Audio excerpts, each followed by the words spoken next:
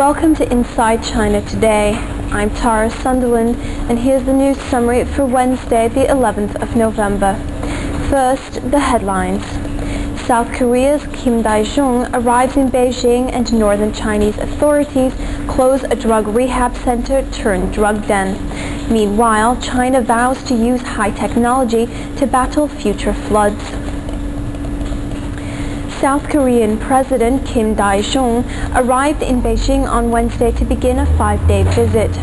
Kim says his goal is to improve cooperation between South Korea and China in a number of areas, including politics, security, culture, and economics. The trip is Kim's first visit to China since becoming president in February, although he's already traveled to the United States and Japan. China recently named South Korea as one of a select group of countries its citizens may visit freely. Authorities in the northern Chinese city of Taiyuan have closed a drug rehab center after discovering that workers were selling heroin to inmates. The voluntary center housed about a dozen people, most of whom tested positive for drugs.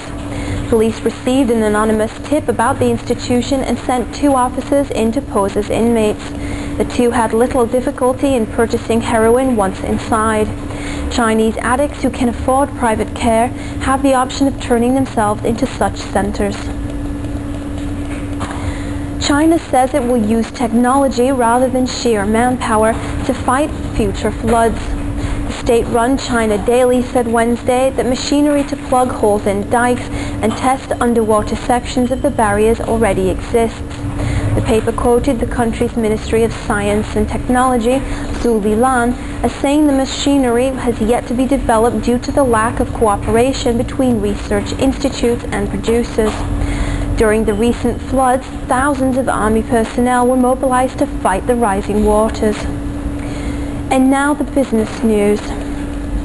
China has issued $725 million in special bonds to commercial insurance companies.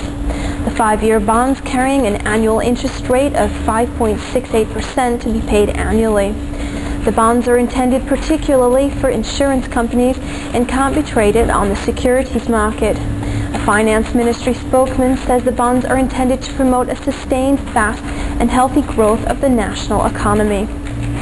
And that's today's China Summary. For the European Internet Network, I'm Tara Sunderland.